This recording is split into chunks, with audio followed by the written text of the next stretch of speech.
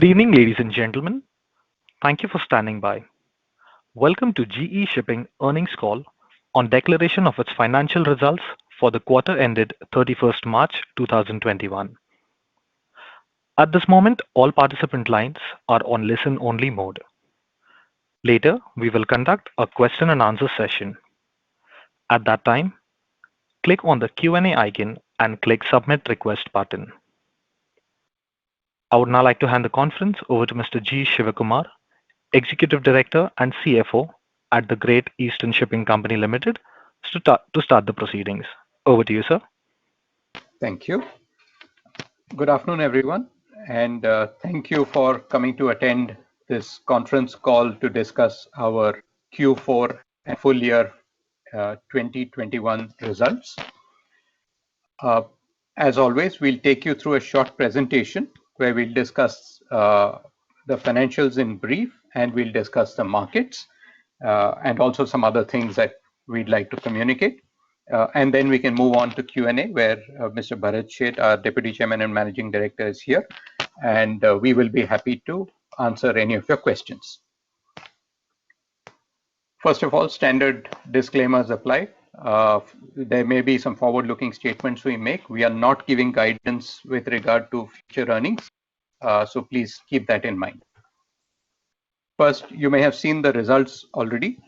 We finished quite late, so just in case you haven't had a chance, we have declared for the full year FY21 a standalone net profit. This is our reported net profit of 1,030 crores. And on a consolidated basis, we have reported a net profit of 919 crores for the full financial year FY 2021. Coming to normalized, which is a number that we discuss every time, the normalized standalone profit for the full year is 842 crores. This is because we got a big gain on currency and derivatives during this financial year. And so stripping that out, our normalized profit is 842 crores, which translates to an EPS of about 57 rupees per share. On a consolidated basis, we have a net profit normalized of 759 crores. We have declared a dividend per share of 9 rupees. Our net asset value standalone, which was 454 rupees as of March 2020, has gone up to 489 rupees a share. This is valuing our investment in Greatship and all our subsidiaries at market, at our cost.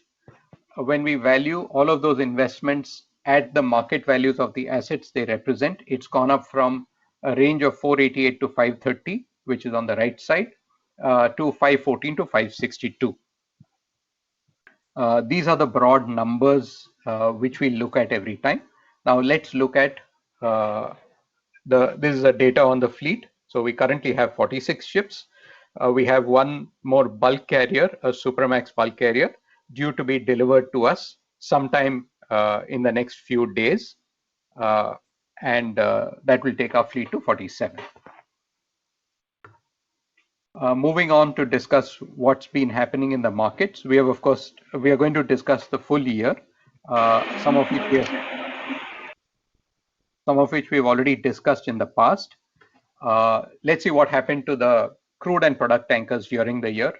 We saw those great heights in April 2020, when we saw a huge oversupply of oil as there was a generalized lockdown in a lot of countries around the world. And OPEC was going all out, pumping out oil, which meant that ships were taken into floating storage and reducing the supply of ships. And therefore, we saw very high rates for tankers in the first quarter of this year. After that, the rates have come off and have been bouncing around operating expenses, maybe a little bit higher than operating expenses. So you can see that there, whether it's crude tankers, which is a Suezmax in the green line, or an MR product tanker, earnings have been typically around $10,000 per day. That's mainly because by May, June, the oil supply from OPEC was curtailed. Ships got released from floating storage and added to the pressure of the supply of tonnage, and therefore rates collapsed. And they've stayed there, apart from small little ups and downs from time to time. But in general, the last 6 to 8 months have seen very poor earnings in the market for both crude tankers and product tankers. Our crude tankers did not suffer much, did not suffer the full brunt of it because we had our Suezmaxes, some of our Suezmax capacity locked away on contracts, and that was done earlier in the year. And therefore, we were able to outperform the spot market in the last 6 months. What's happening currently, as I mentioned, earnings for both crude and product tankers remain near operating costs. However, demand continues to remain 5 to 6 million barrels a day below pre-COVID levels. So we have not come anywhere close to a full recovery, though there is talk that within the next 3 to 6 months, we could get back. We've seen research reports from some of the big research houses saying that we could get back to that level by end of 2021, but that remains to be seen. On the supply side, as I mentioned earlier, the floating storage vessels have come back. That's still a little bit of an overhang, but not so much now. Fleet growth has been quite strong, almost 4% for crude tankers and almost 3% for product tankers. And remember, this is in the face of a negative demand growth for tankers. Also, strangely enough, there's been minimal scrapping during the year of tankers, despite the poor earnings, maybe because of some optimism which is there for the future. Looking at the dry bulk market, it's almost a mirror image. If you look at the Kamsarmax earnings, it's almost a mirror image of the crude tanker and product tanker market, in the sense that the Q4 has been very strong, while Q1 was very weak. So we had, again, it was affected by the lockdown as industrial activity came down in the first quarter of FY21. This has slowly recovered over the course of the year, and especially led by China, and also strong grain demand as well from China, and therefore rates have picked up. After this, rates have gone up even higher. In fact, rates are at levels which have not been seen since 2010. This is across whether it's a Supramax bulker or a Kamsarmax or a Capesize. They've reached levels which we last saw in 2010. So there's been strong demand growth across several dry bulk commodities. So it's a broad-based sort of demand pickup, not just a single commodity. What has also happened, which typically tends to happen when suddenly the demand for transportation goes up, is that port congestion has gone up a little bit. It's now at a level last seen again in 2010-11.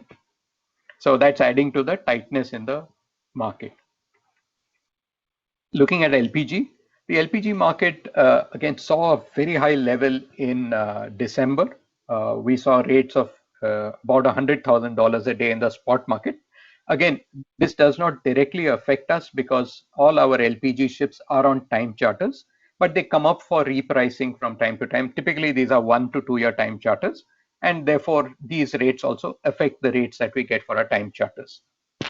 So the LPG earnings have been reasonably strong on average during the year. US exports to Asia remained healthy through most of the year. Also, we had the phenomenon of a large number of vessels undergoing dry dock.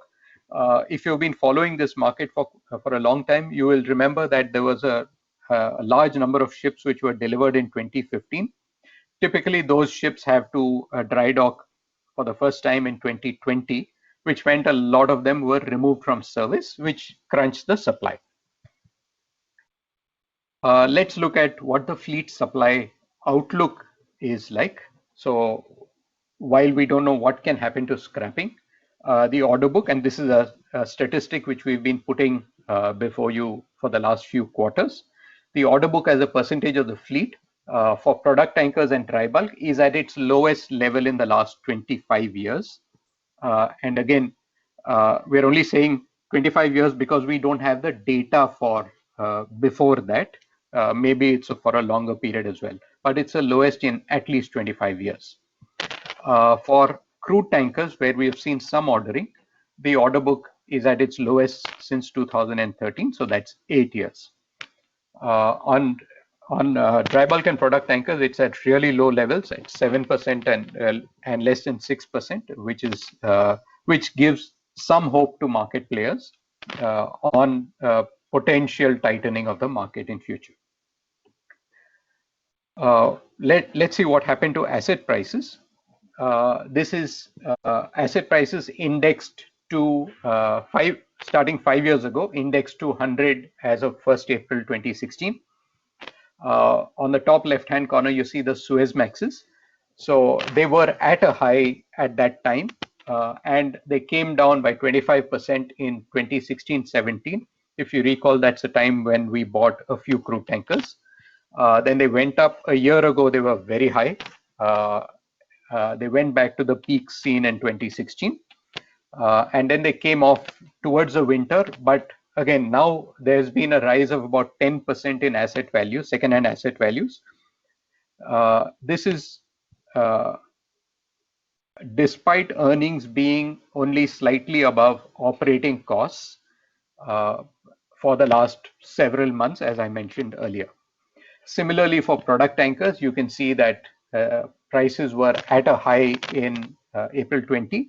They came off significantly towards end of 2020, but again, they've gone up about 5% since then. In dry bulk, the movement is quite logical.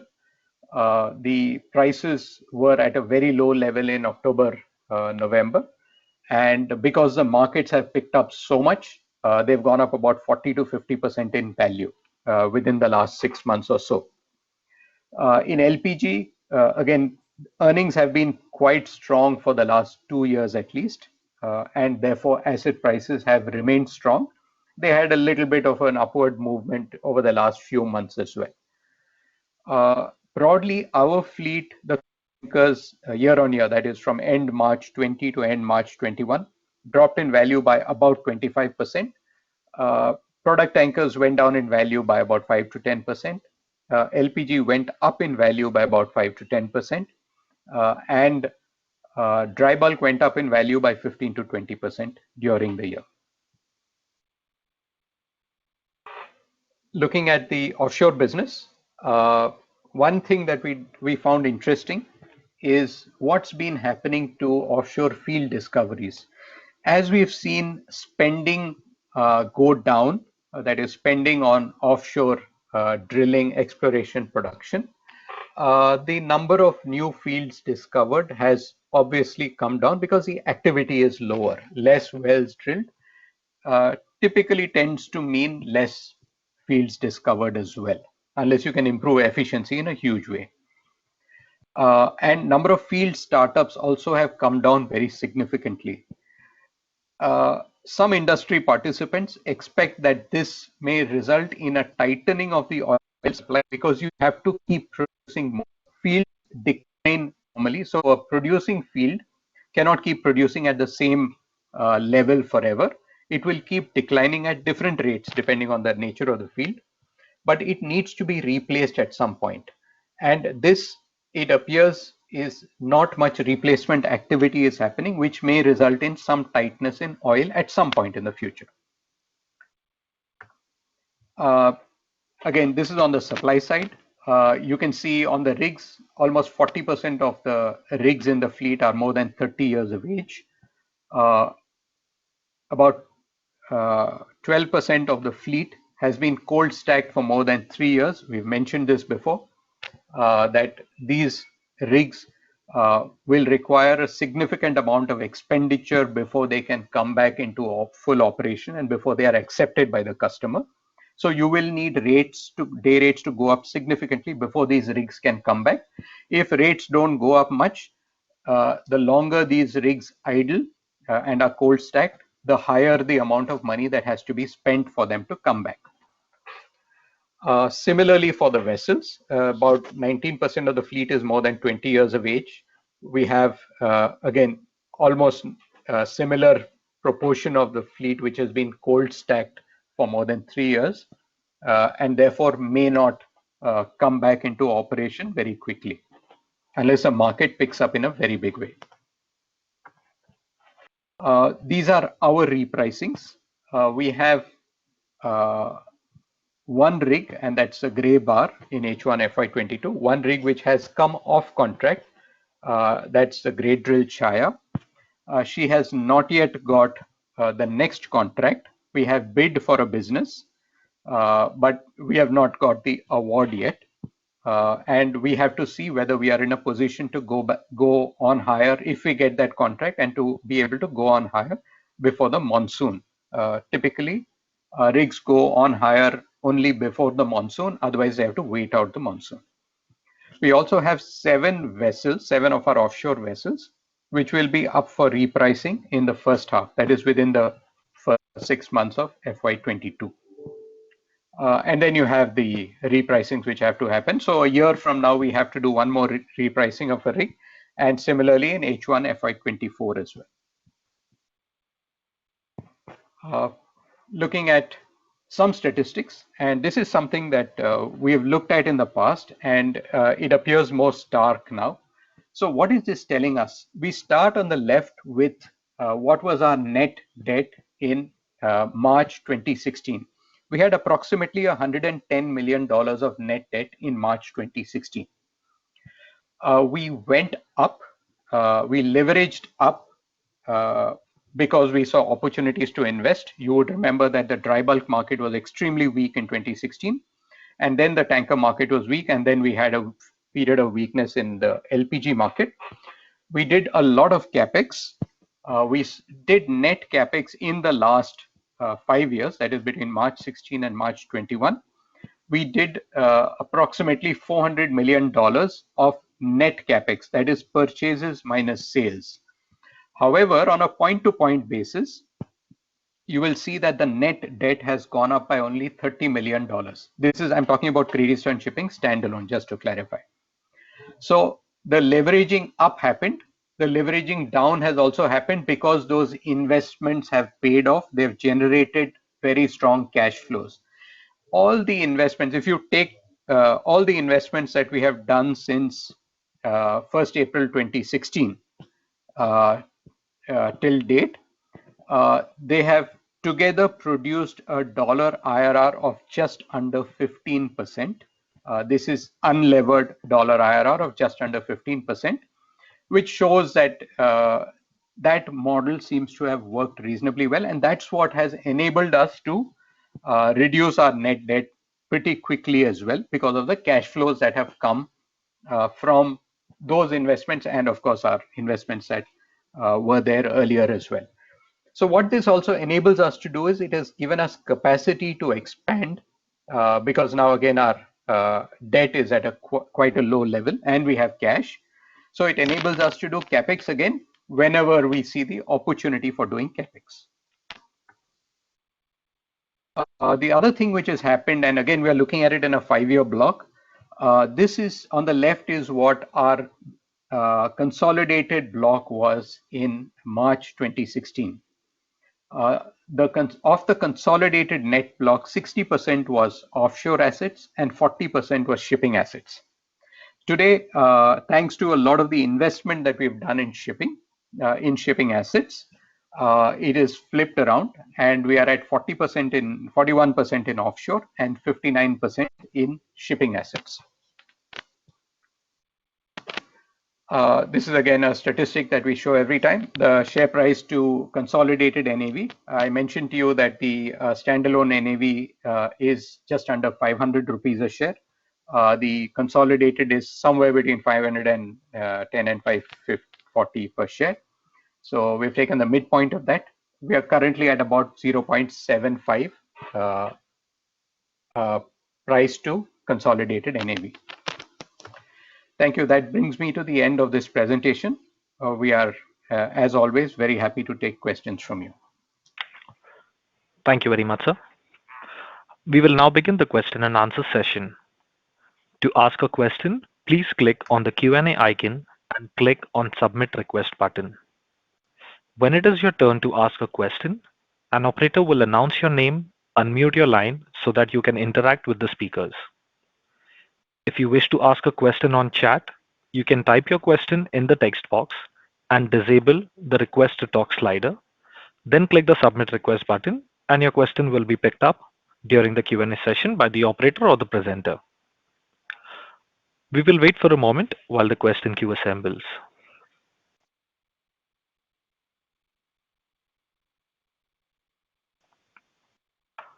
We take the first question from the line of Chaitanya Shah from Silver Line Partners. Please go ahead.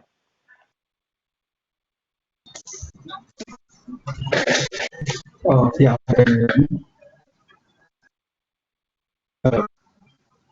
Mr. Shah, we can hear you, but your voice is breaking. Is this okay now? Yes, it's a little better. Carry on, let's see. Yeah, okay, I had two questions. One, regarding this is an accounting question, and I guess you might have addressed this earlier, but I just wanted some clarity. It's on the interest payments that you've these numbers from your cash flow statement. I see the net interest paid is around 280 crores, and debt we have now booked is somewhere around 1100 crores. So can you just I'm not able to hear you. I'm sorry, I'm not able to hear you. You are breaking up a lot.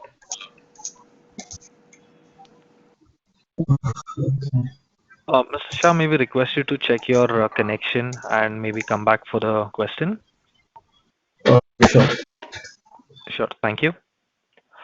We take the next question from the line of Jagdish Vikas Sarda, an investor. Please go ahead.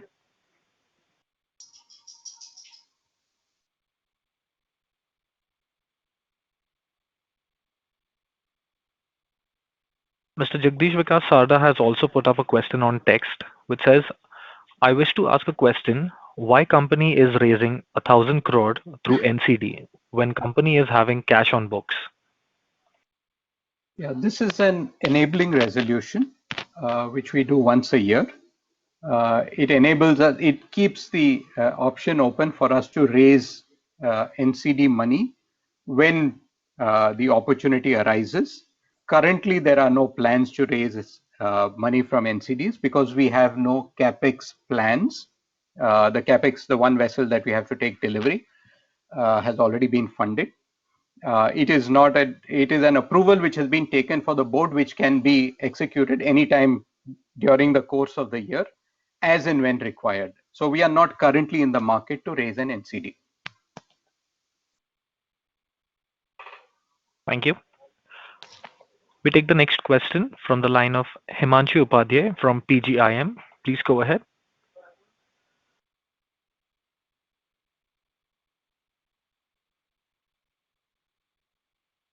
Himanshu Upadhyay, you may go ahead with your question.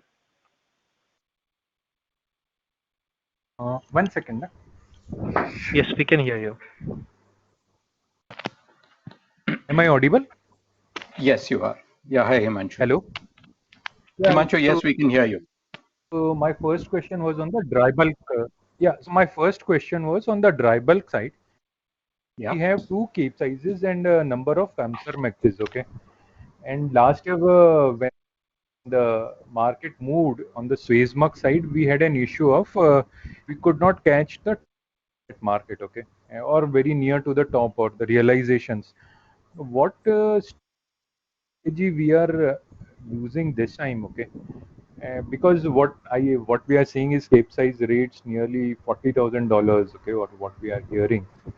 So those can be a real big dangers if we can get some of those realizations.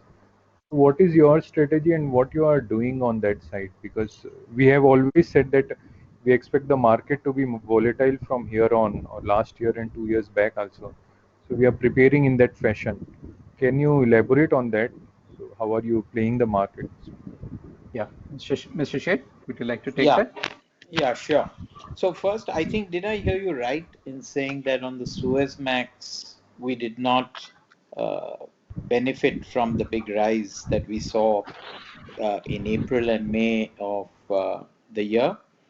So just to On correct you, we did significantly benefit from that. We had many of our ships which traded in the spot market, and what we did was at the higher price points, we covered our older Suezmaxes for periods ranging from 6 months to a year. And as the CFO mentioned during his presentation, we also covered another two and a bit of operating days on Suezmaxes by taking a contract of affreightment. So when the market did collapse to earning operating costs from, let's call it October to March, we had an incremental net income of about $14 million. So if we really benefited from getting that timing uh, sort of almost perfect. Now, as far as the capes are concerned, we have two capes, as you rightly said, and both the capes are currently in the spot market. Now, pricing takes place daily, and sometimes you will lead the market, sometimes you will lag the market, but both our capes are fully benefiting from the current rally. At some point, we may decide to fix them forward, but we don't think that point is reached yet.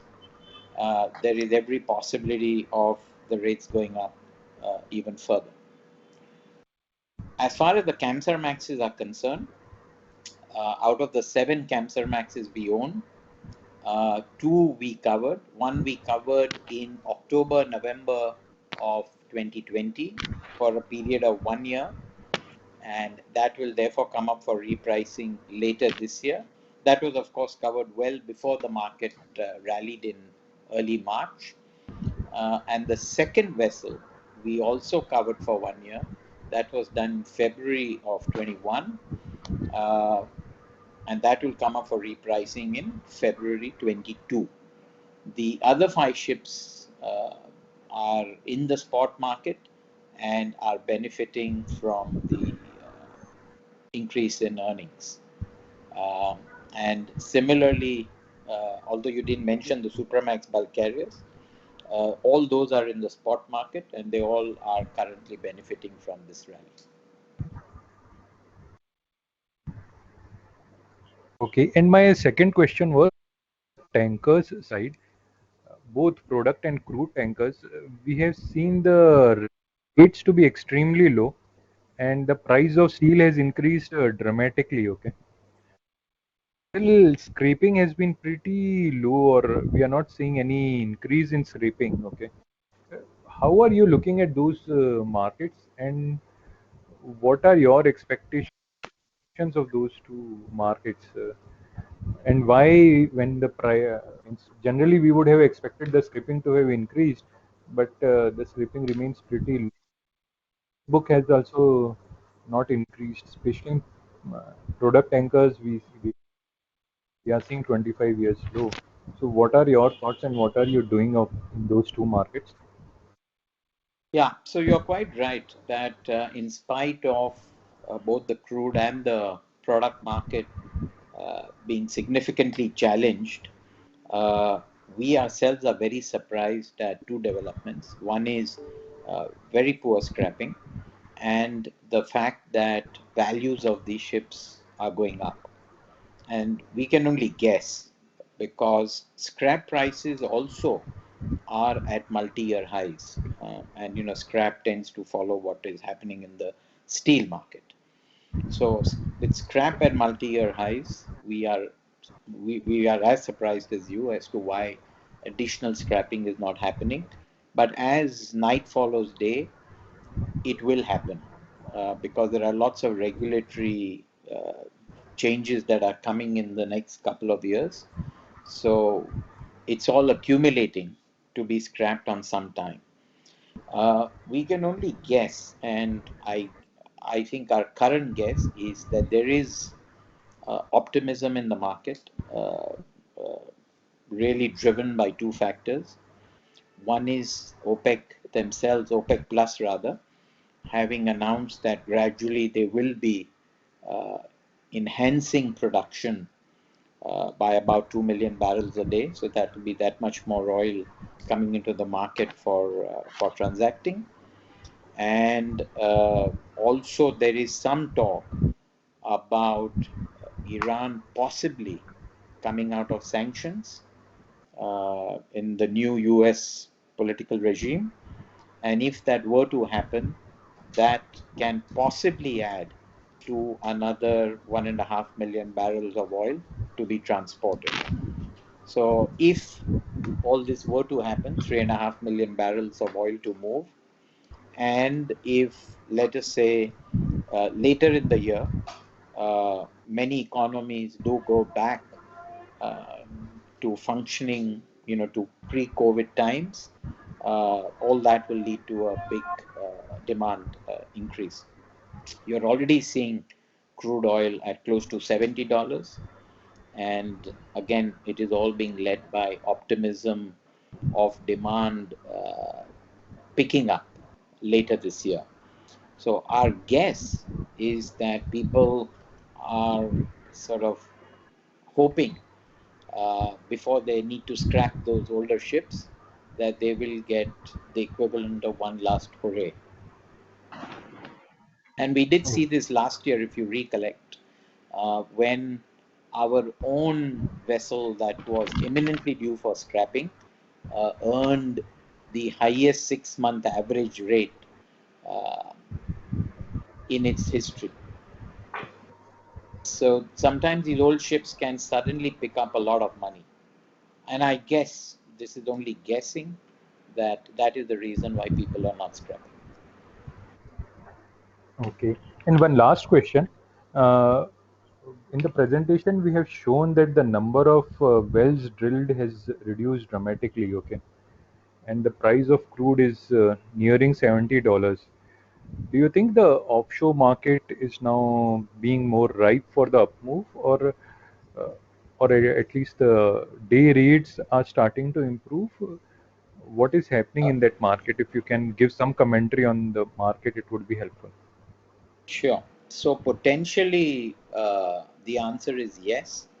There has been some level of tightening in the rig market, and if you see the repricing of our own rig, we were just awarded the contract. I think it was a couple of weeks ago, and that was approximately 40% higher than what it was earlier. And there is every possibility that if you get a sudden spurt, I mean, we are seeing it in every commodity. Oil too is not an exception. It's moved from $20 to $70, and there is talk that oil will continue to go up, particularly as demand picks up. And if that were to happen, and as the CFO showed in one of the slides, there is a lot of older rigs which would really find it a challenge to satisfy customer demand. So it is possible that the tightening may continue in the months and years to come. That is possible because we have seen a period of underinvestment. Now, whether that happens or not will obviously depend on lots of factors, and we would refrain from trying to second guess that market. On the boat side, I think that's going to take longer. Boats will lag the rig market. So if there were to be a recovery, I think it will be led by the rig market and then followed by the boat market, because the current utilization level in the boats is lower than what it is on the rigs. Okay. Okay. Yeah, Yeah. Thank you from my side. Thank you from my side. thank you. Thank you. The next question is from Jeet Gala from Centra Advisors LLP. Please go ahead. Yeah, good evening, sir. Sir, my first question is on asset pricing and eventual capex program. So, sir, in the previous quarter and in the chart which shows the asset prices, we can very well see that we've been I mean over the last 12 to 15 months the asset prices have been correcting very well, and it's been actually worth the wait by sitting on the sidelines and not getting onto the buying spree. But in the pre in the today's presentation we've seen that the asset prices have started to bounce back. So just wanted to know the view on asset prices. I mean, do you really want to sit on sidelines further? Do you again see the asset prices going to dip further, or would you want to start getting onto the capex plans? Yeah. So in the last few months, so let me just rewind to April 2020. In the first 3 months, that is April, May, June of 2020, because of COVID, we were not in a position to acquire anything because there was no movement. You couldn't get people, even if you went to buy a ship, you couldn't get your people out there, etc., etc. So the first few months of FY21 were lost on COVID account. We then got into a buying mode.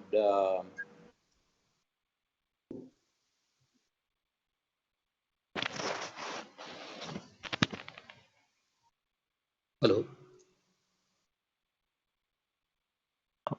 Hello. Excuse me, this is the operator. Mr. Shivakumar, we can't hear you. Yeah. No, I'm here. I think Mr. Sheth We can somehow hear you is. now. No, I think Mr. Sheth was answering the question.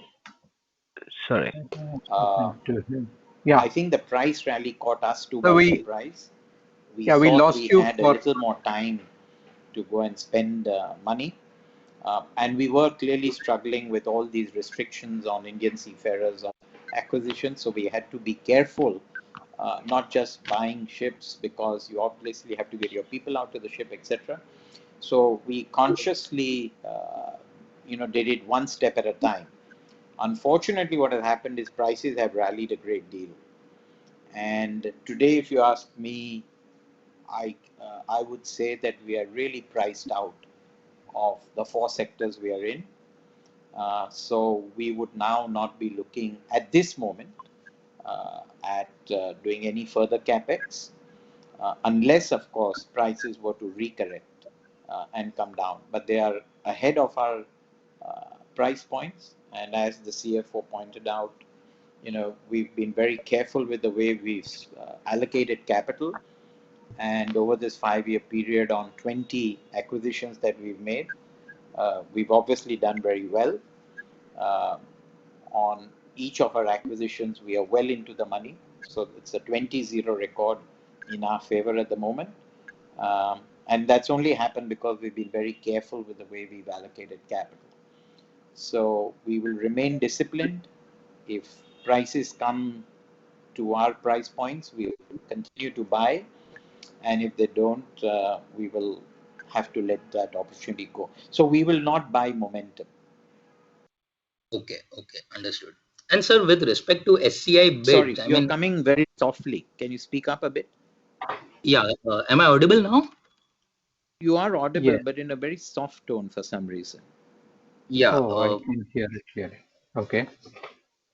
yeah, sir, with respect to SCI bids, I mean, is the bid stopping you from any capex in the sense that once the bid is allotted, or you get the opportunity to acquire SCI, so you'll have to set aside some cash for that acquisition, right? So is it that you will be able to do only SCI and not anything in the secondary market, or you can do both the activities together? Because sir, what has No, no. happened was, Let's not look at SCI. We are just focused on looking at acquiring ships from the second-hand market, if we can. We came very close to finalizing some new building contracts for crude oil tankers. Unfortunately, it did not work from the seller's side. We were there to transact, but the seller, unfortunately, after agreeing to a price, uh, did not consummate the transaction.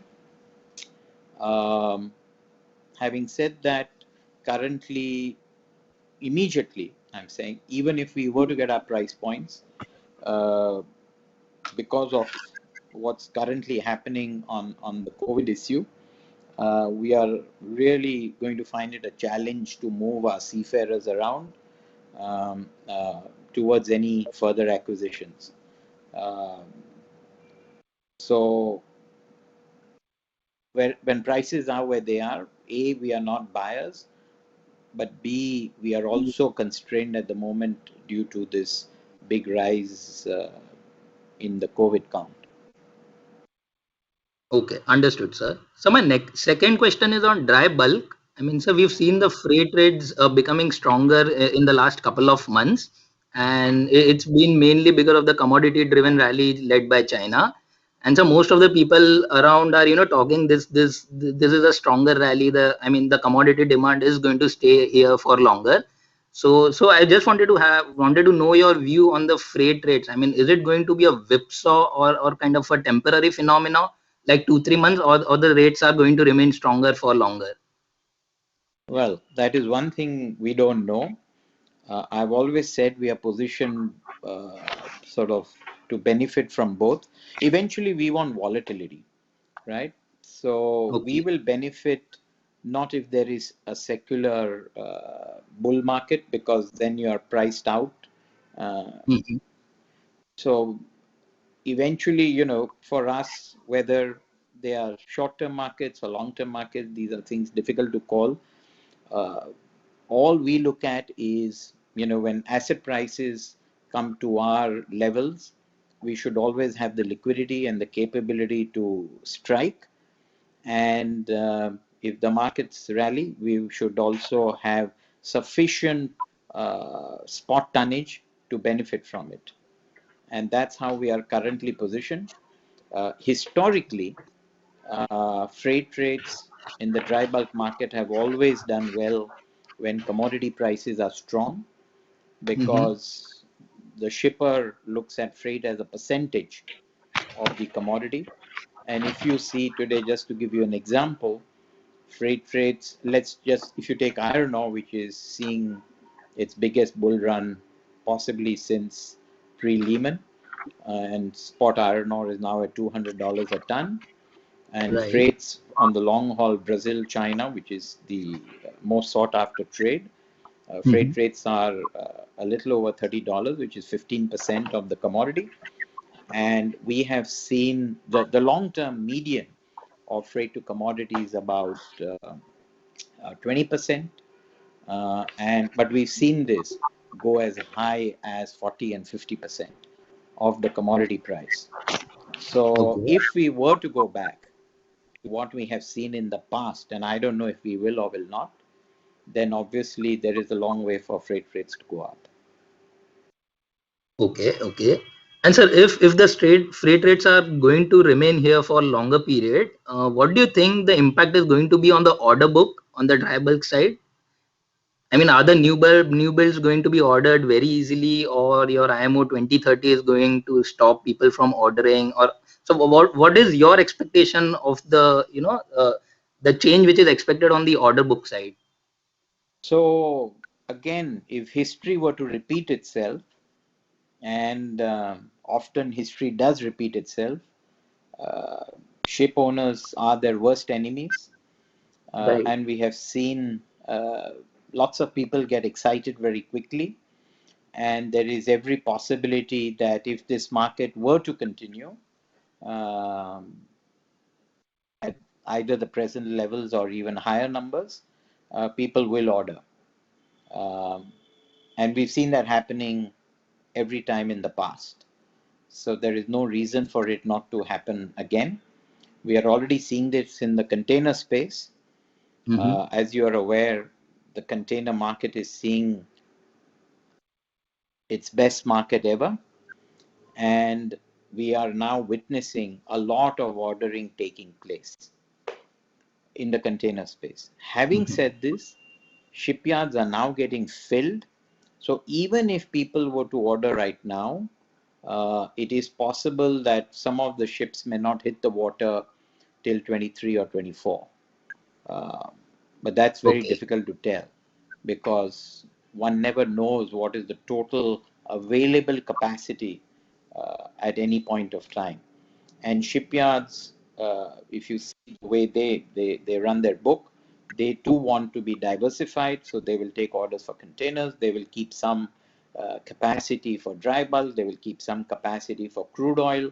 They will keep capacity for offshore assets and so on and so forth. So one never knows the precise capacity, but going by history, it just depends on the length of the bull market.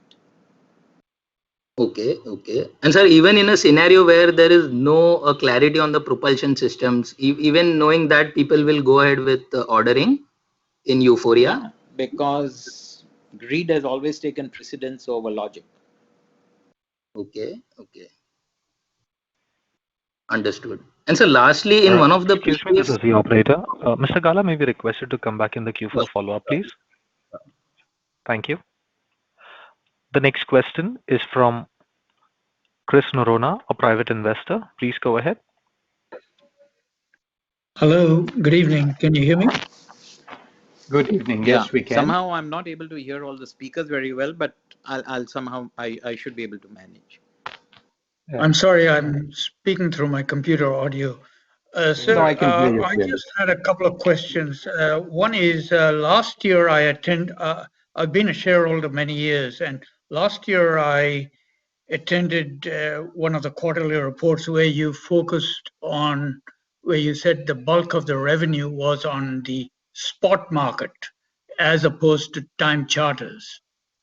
Has that strategy changed a lot in view of the rates fluctuation over the last 6 months? No. So the answer is no. The strategy broadly remains the same, give and take a couple of percentage points. What we do, just like when we acquire assets, we have determined some broad price points that we would be happy to buy into, and some broad price points that we'd be happy to sell into. And we follow a very similar strategy when we run spot and when we also fix ships out for 1 year or longer. There are certain price points at which we would be happy to be overweight running ships on fixed period income, and there will be price points at which we are okay to run everything spot. So just at the moment, if you see on crude oil and petroleum products, because the rates are so very weak, even though we can earn contango rates by fixing out for 12 months, we are not going to get tempted to do so. We will continue to run spot. On the gas, because the rates were very healthy and profitable and gave us very, very strong yields relative to investment value, we have gone and fixed for periods ranging from 1 year up to 2 years. On the dry bulk, a significant majority of our vessels are trading spot, and thank God for that. So we are in a position to take, plenty of advantage, but there could be price points depending on where this rally leads to.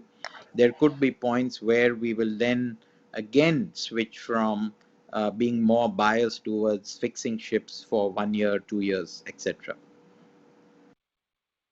But by and large, we like to run ship spot, by and large. Okay. I just wanted to go back to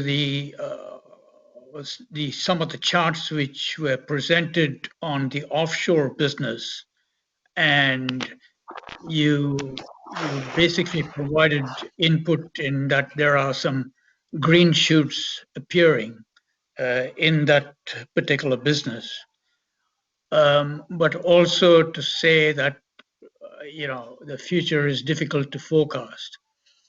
At what point do you have a plan B for that particular business? So, sorry, plan B meaning? I didn't follow quite. In other words, it's a situation where the assets are not really contributing to the extent to represent the capital invested in them. So at what point does the company decide make that decision? Yeah, so again, we've seen from our previous experience in this very same sector that often we go through a lean phase for a number of years, and then because of significant underinvestment in the sector, you suddenly get a big rally. And so long as we can afford it, and at the moment, obviously, we can, we are better off just taking what we get, holding on to the asset, because we've seen the speed at which these things it turns on a dime.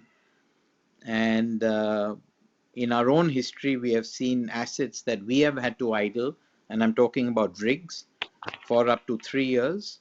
And then we've seen the market go up in excess of 600% within less than 12 months. So it's just, every time we reprice a rig, we hope that we can reprice it at a number that is good enough to just keep it to keep the debt servicing going. And so long as we can do it, then you've got a free option on the equity portion of the rig. Okay. My last question, I'm not a finance professional. I'm just a plain garden variety businessman. And you had a calculation called normalized financial reporting, where you swap the debt and convert it to a synthetic US dollar debt. This, to some extent, results in about 15 points shaved off the earnings per share. Is there, as opposed to just borrowing directly in US dollars and hedging, is that a completely much more expensive option? Yeah, so we can, I take that? there are two reasons why we finance it the way we do. So number one, even if it was a dollar debt, right, the accounting standards requires us to revalue it since we report in rupees. So even if we were to fund it directly as an ECB loan in dollars, if there was a rupee movement whereby the rupee weakened vis-a-vis the dollar, it would have the same impact as it does through the synthetic transaction on the currency front. On the interest rate front, where we go from floating to fixed, and then there are lots of other variables we have to look at, and which also has a bearing on the reported earnings. So at times you tend to benefit from it, at times you tend not to benefit from it. But over the tenor of the loan, it all sort of works out to much of a muchness. So this year, if you saw, we had enhancement on our earnings per share, and in the previous years, we've had a negative impact on earnings per share. But these are all notional numbers, right? And that's why we always try to show normalized earnings. The other reason why we do the bond financing as opposed to ECB, because it allows us to effectively leverage more within our constraints. As you can see, when you do a 10-year bond, you've got lots of free cash which you are generating since you don't have to repay the loan, the principal, over a 10-year period. So it's really, we try and balance the percentage that we have in the ECB route as well as look at the bond route. Roughly 70% of our financing is through the bond route, 30% is direct borrowing from the dollar market through the ECB route. Also, the bond route provides one other flexibility, which is that we can acquire some older assets which we'd like to acquire, which cannot be done necessarily in the ECB market, where banks are a little more stringent on sort of the age that they would be willing to finance. So it's a combination of multiple factors on why we use the bond route. There's one more which I'd like to add here. One more factor. Remember that we are counter-cyclical buyers. We buy when the market is, the assets that we are buying at a point when the prices are low, which means that the markets are probably very weak. The earnings are weak. At that time, if you do a normal dollar loan, you will have repayments starting 3 or 6 months from the date that you acquire, which puts a lot of pressure on the cash flows in a weak market. And then it makes it difficult to do too many of those capex transactions. Okay. If you're doing that value buying, it helps to have only interest payments for some period, because you're waiting for the market recovery to come. Okay. Thank you so much for clarifying that point. I told you I just run my business. I'm not a finance professional. So thank you so much. Thank you for your question. Thank you. Ladies and gentlemen, in order to ensure that the management is able to address questions from all participants in this conference call, please limit your questions to 3 per participant. For any further questions, you may come back for a follow-up. The next question is from Rajakumar Vaidyanathan, an individual investor. Please go ahead. Yeah, good evening, sir. Can you hear me? Yes, we can. Thank you. Yeah. Sir, this is on the offshore division. I heard, your comments and explanations, very wonderful. So my question is, given that, your shipping market, the asset values are not, as lucrative, and, we can't deploy the cash. And given that the offshore market is getting, it's very tight now. So would it not be kind of prudent to look at some acquisition of rigs, or or look at acquiring companies which are into offshore, because they are all trading at a very depressed valuation? So are we looking at any kind of asset acquisition or a company acquisition on this offshore space? Because the other thing is, I also recently saw a Barclays report. They are saying that the time to own oil field services is now when they upgraded Baker Hughes in the US. So I would, appreciate if you could give more color as to what the management is thinking in terms of, how to, make use of the upswing that is expected in the offshore division in the next 2 to 3 years. Yeah, so we keep looking at opportunities as and when they present themselves. I think I have mentioned this before, that when we look at, can you hear me? Yes, we can. Yeah, okay, because something happened on my screen. Okay. Okay, so let me repeat that. So when we look at the fundamental difference between offshore and shipping, offshore is basically a long only business, and shipping allows us to long short the market. And both the businesses are pretty much equally volatile. Now, in volatility, you want much more greater capability to be able to long short, because that's the purpose of being able to try and get on top of that volatility. So whilst we will look at certain offshore assets, we are clearly not looking at any companies. We came pretty close to a very small transaction on the rig business. Unfortunately, it didn't work out. There were certain rigs we would have been happy to acquire at the values that they presented themselves, but the transaction did not materialize. So we will, what's the right word? We'll sort of do it very cautiously, but I don't think we are in a mood yet to do anything aggressively on that front.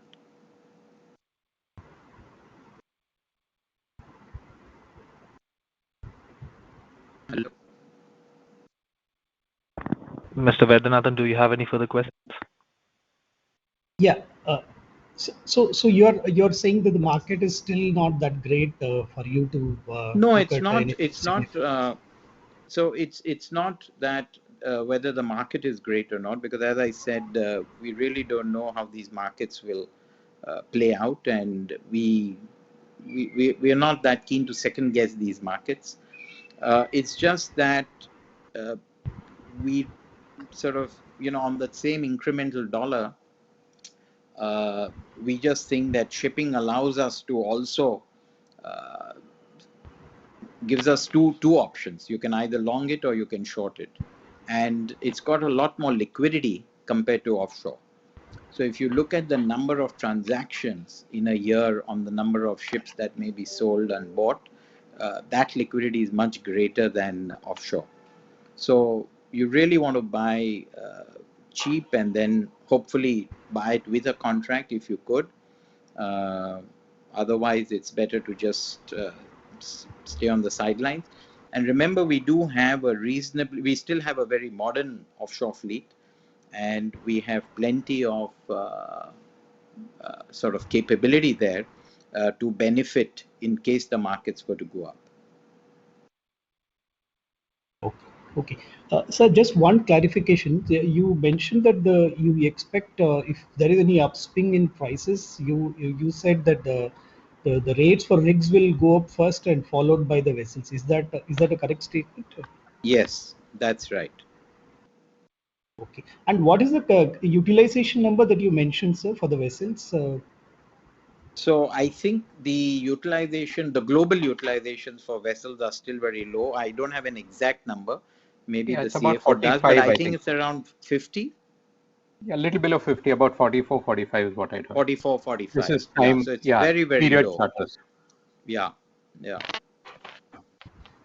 And unless you get to closer to 60, 65, the pricing power does not come back to you. Okay. Okay, sir. Thanks a lot, sir. All the best. Thank you. Thank you. The next question is from Chaitanya Shah from Silverline Partners. Please go ahead.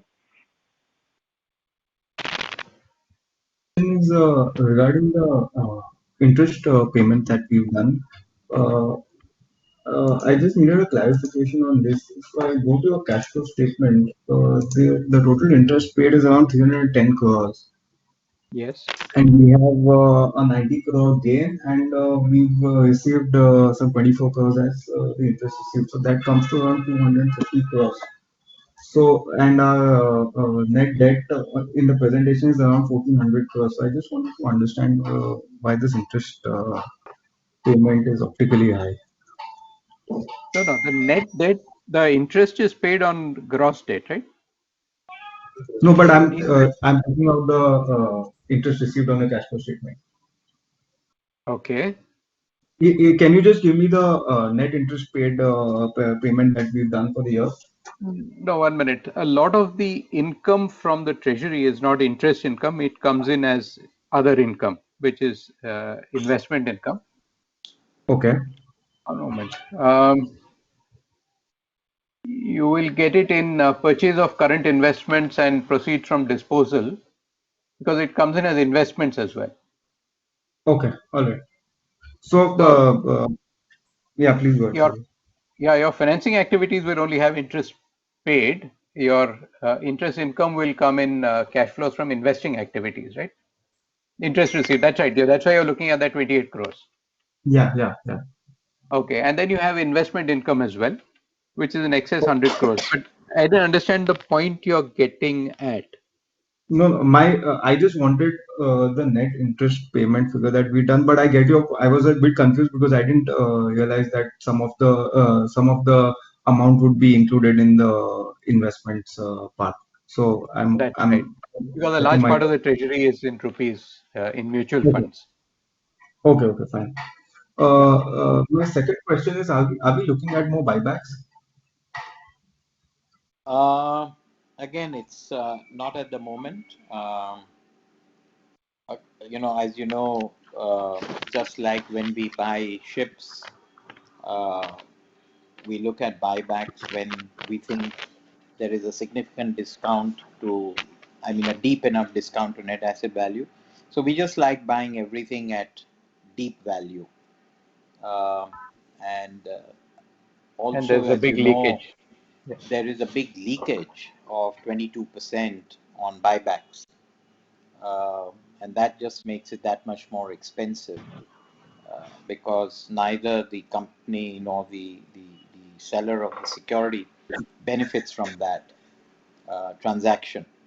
So we are hoping, we have made various representations to the finance ministry to roll back on that, and if that is done, we can always revisit it as another way of using cash. Okay, thank you. And my last question is, I heard you earlier, and you seem to be you seem to be certain about the strength of the dry bulk markets. I mean, and what makes you certain that these rates are sustainable? No, I didn't say I was certain, because in shipping you can never be certain about anything. All I said was that historically, freight rates have a very close relationship with commodity prices. And commodity prices, as you know, across every bulk commodity, whether it is iron ore, steel, grains, you know, multiple minerals, all these prices, or many of these prices, are at multi-year highs. And freight has typically tended to work in a very close correlation with the commodity market. So if the commodity prices remain strong, then freight rates should remain strong, number one. The other point I made is that the historical relationship between freight and commodity, particularly iron ore, shows that the long-term median freight to commodity has been around 20%. Currently, that is at 16%. So if the commodity prices remain where they are, then logically the freight should catch up at least to the long-term median, although it's gone to as high as 50%. And we are only at 16% now. So that's all I'm saying. I don't know what's going to happen. Maybe the commodity prices collapse. We don't know, right? All right. Okay, that's very helpful. Thank you. Thank you. Thank you. The next question is from P. Manoj from the Hindu Business Line. The question is on text. It says, have you received intimation from the government's disinvestments department on moving to the next stage of privatization of shipping corporation on meeting the eligibility criteria? No.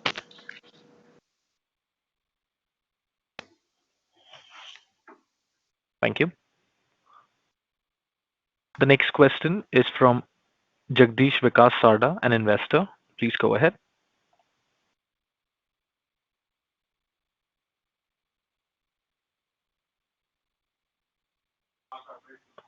Mr. Jagdish Vikas Sarda, you may go ahead with the question. Good evening, sir. Do you determine the mark-to-market loss or gain on forex debt based on the currency rate on the last Friday of the quarter? If not, how do you calculate the mark-to-market? The mark-to-market is provided by the counterparty bank on the last day. It's depending on the actual last day of the quarter, not the last Friday, but the actual last day of the quarter. Okay, sir. My next question is why the promoter stake is very low in the company? Because promoters have no money.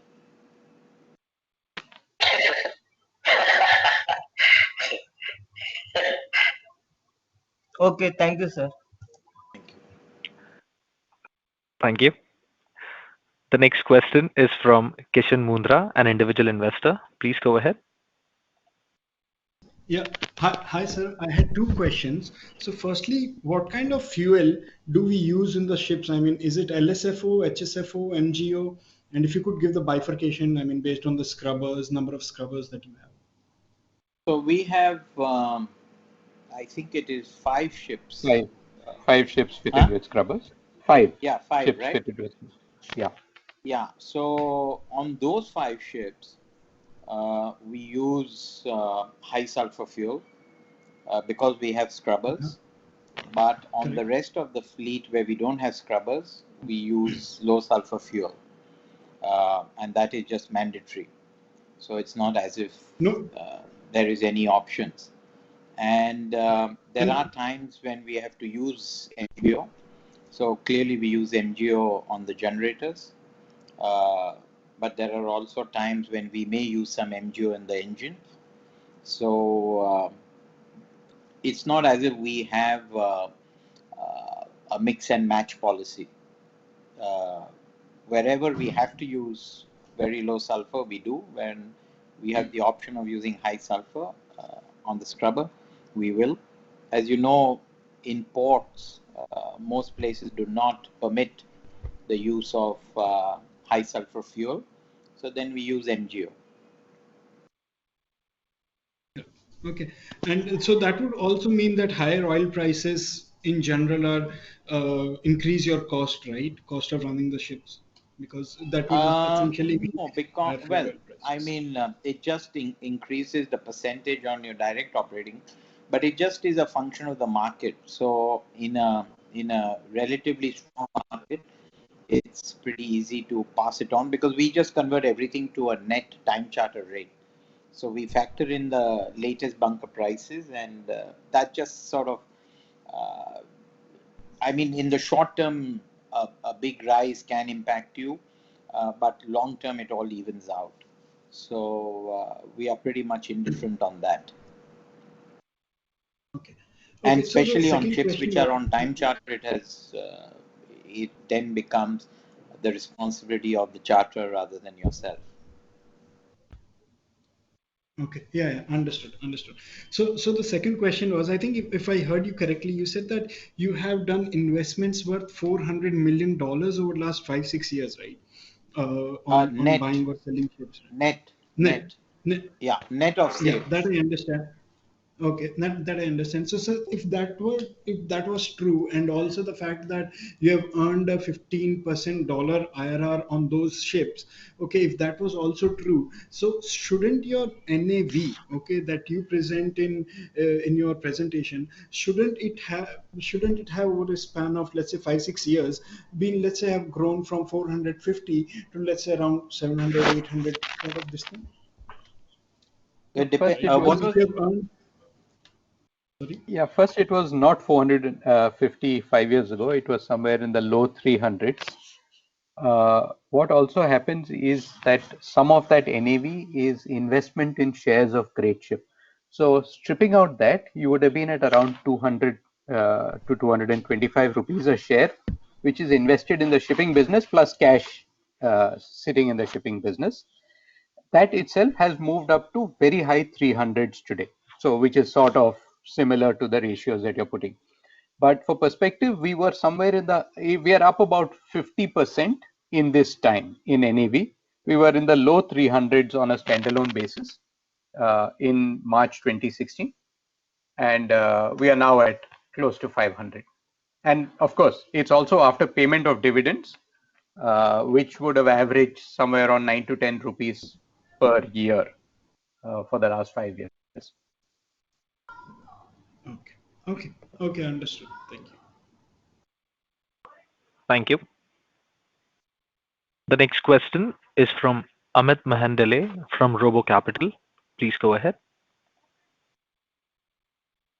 Hello, am I audible? Yes, you are. Yes, you are.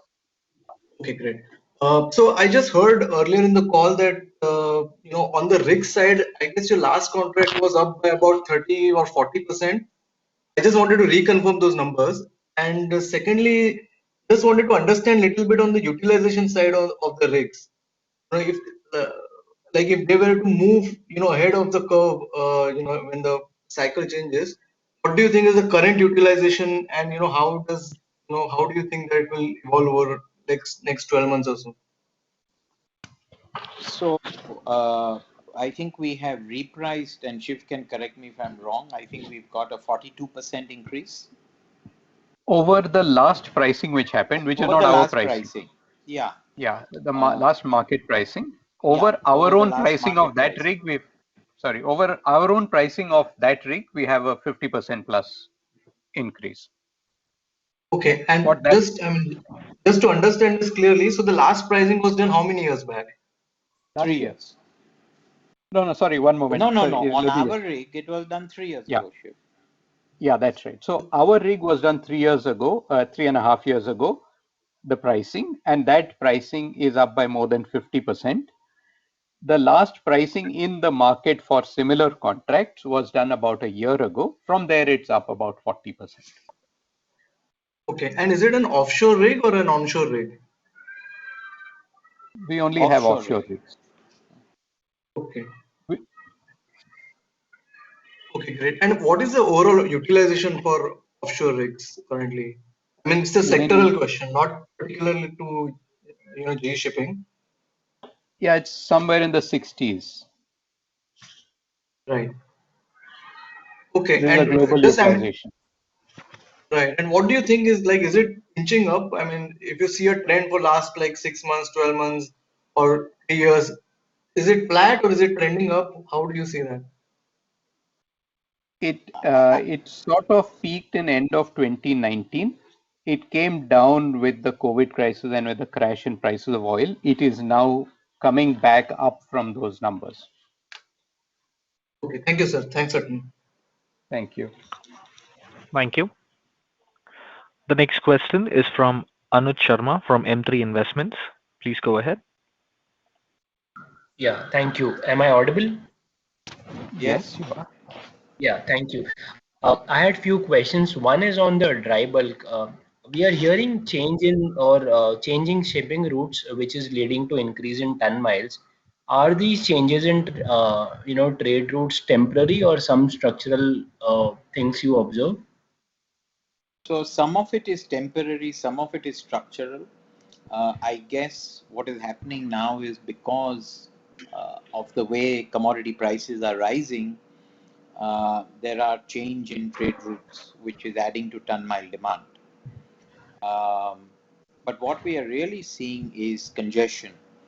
And I don't know if we showed it on one of the slides, but congestion is at a decade high in certain sectors. And that, has sort of that effectively takes away capacity for repricing.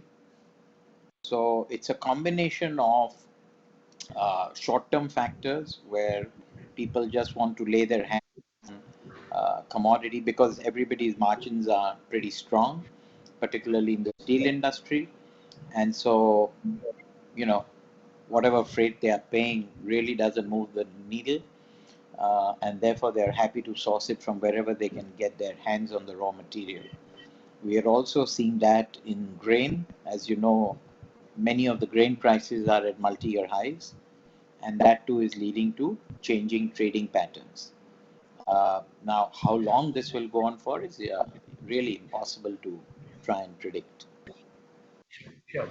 Thank you. And my second question is on the floating storage. So currently, what would be the floating storage capacity and what is the lowest we would have seen? So I'm just trying to understand how much capacity we can see release from floating storage from now onwards. I think if you ask, I think from the data that we track, it's now over and done with. So there is a natural amount of floating storage that goes around the world, and we are That's at right. that point now. So we don't see floating storage now further threatening supply.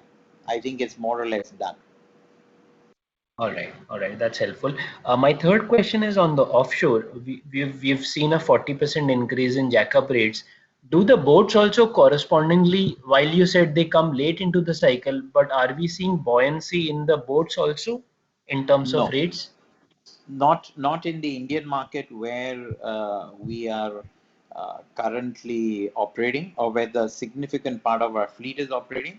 But let me add that we have seen some very, very large spikes in the North Sea market, albeit for short contracts.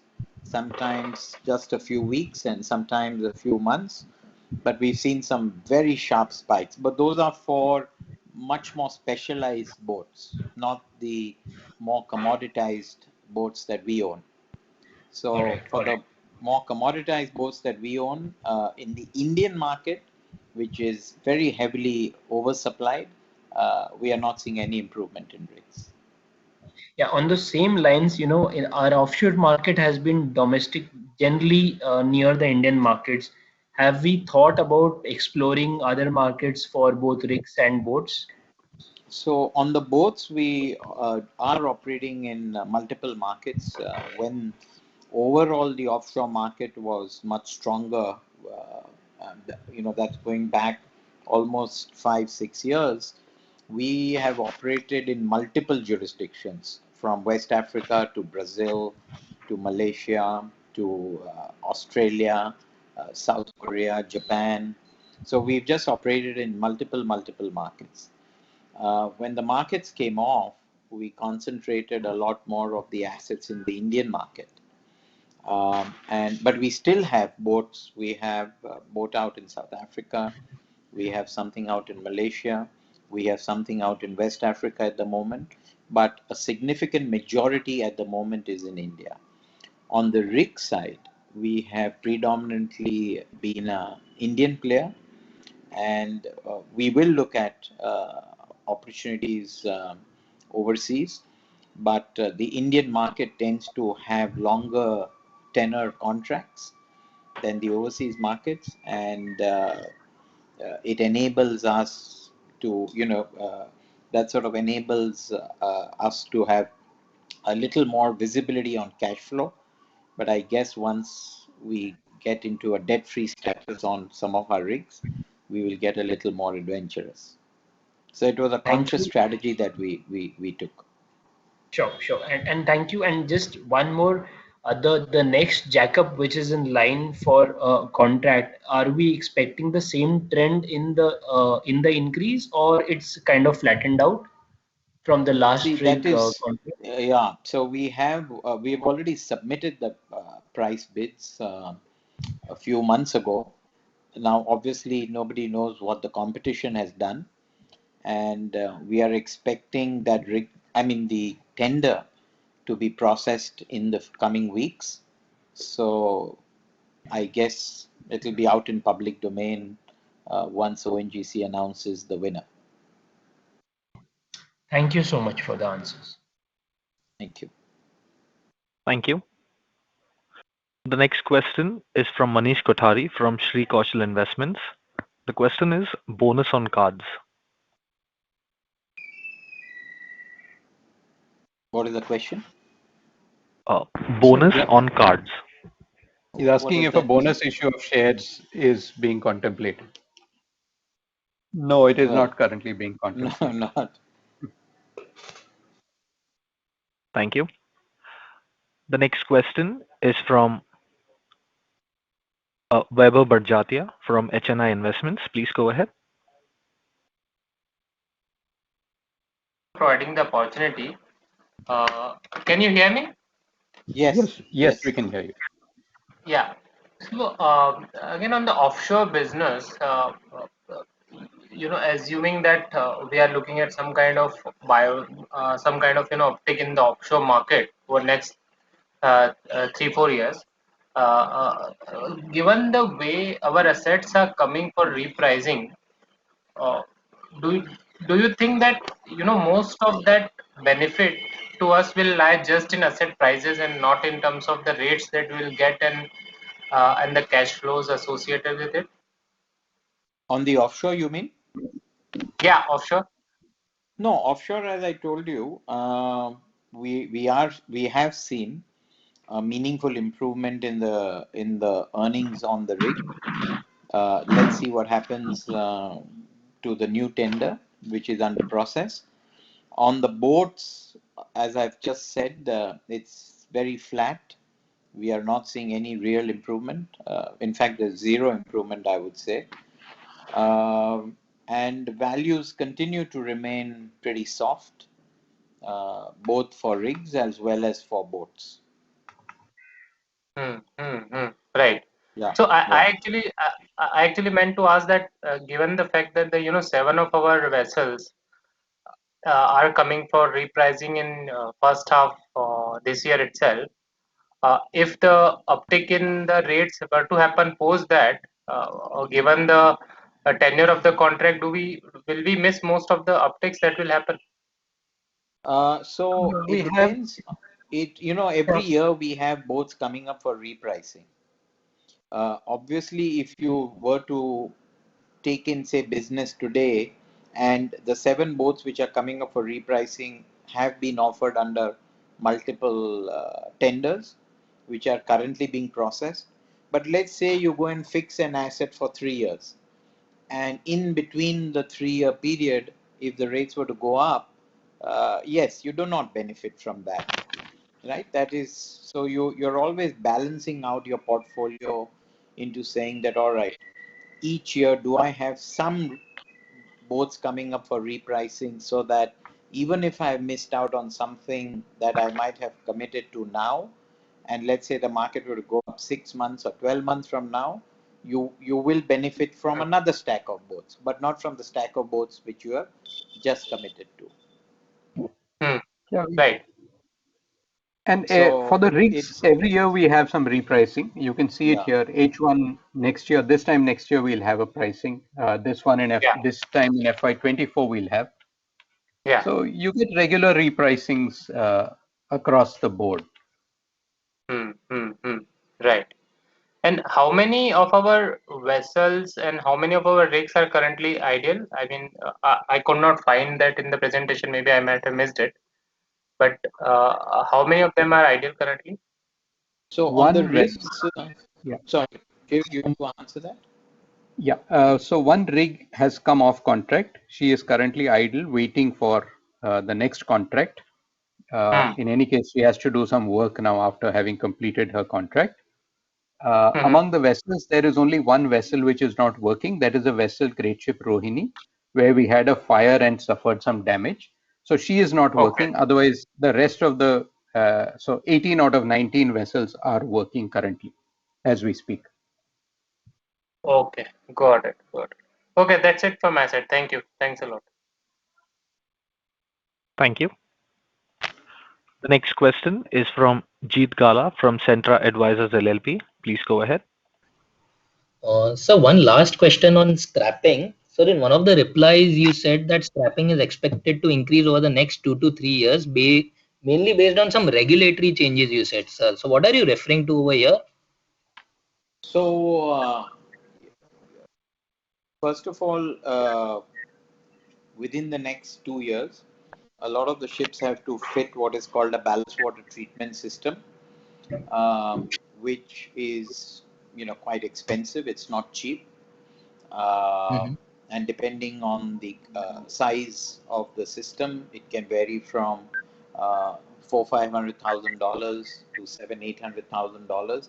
And there are lots of older ships where it will not make commercial sense to put this equipment, and without this equipment you won't be allowed to trade. So as many of the boats come up to that anniversary date, I'm expecting that the owner will just throw in the towel and scrap. In addition, next year from CY 22 and 23, there are some new norms coming on GHG emissions and CO2 emissions, and therefore there is likely to be modifications that many of the boats will need to do. When I say boats, I mean ships. Many of the ships will need to do in order to meet those norms. And in some of the older designed engines, which are on older boats, you will not be able to meet the what they call EEXI, which is nothing but an energy efficient index for second-hand ships. On the new ships, it's called EEDI. On ships which are in the water, it is called EEXI. And you will not be able to meet those norms. And if you cannot meet the norms, you will not get a customer that will take your ship, right? So then the ship becomes a sitting duck. so you might as well scrap it. And scrap prices, as I just mentioned, are at multi-year highs, Correct. following what has happened in the steel industry. And Mhm. therefore, more and more owners are now going to be incentivized in many ways to scrap, because scrap prices can easily come down if steel prices were to come down. So Right. I think this is just accumulating for it all to happen. But it will happen. I mean, I am absolutely convinced it will happen. And also, what we are seeing is a trend where many of the loading facilities are insisting on younger ships being allowed to come to their terminals. So Correct. there was a time when you could use older crude oil tankers in the Middle East to bring crude oil to any part of the world. And now many, more and more of the terminals are saying not more than age 20. For example, I'm just giving you an example, right? Okay. So even if your ship is in a very good nick, if you can't go to the predominant loading terminals of the world, you have no option but to scrap it. And Understood. even if you don't scrap it, some of these older ships get used for storage. So basically, whether it is scrapped or it gets diverted to a storage business, it is effectively no longer competing for the cargo. Correct. Yeah. So I mean, I personally believe that the average age of scrapping will reduce across the world fleet.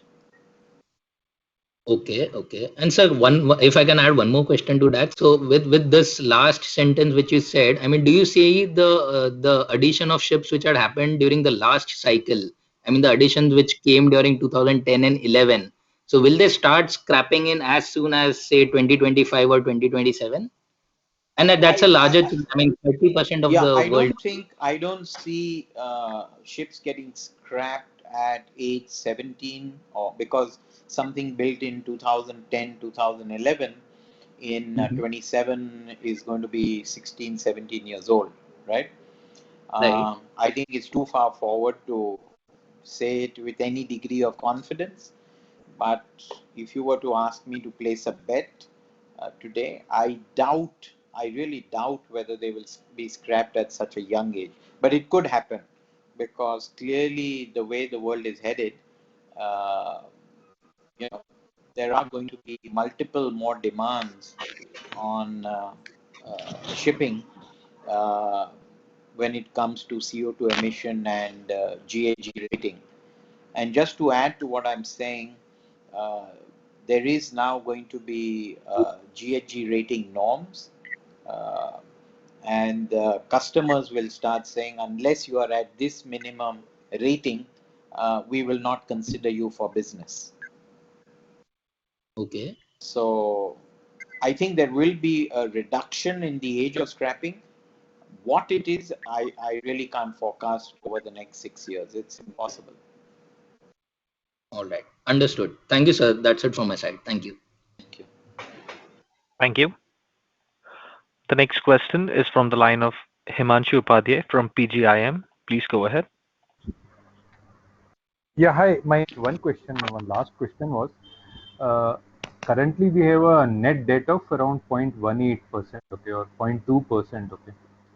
And the way the asset prices are, it seems they are expensive in our opinion, or the company's opinion.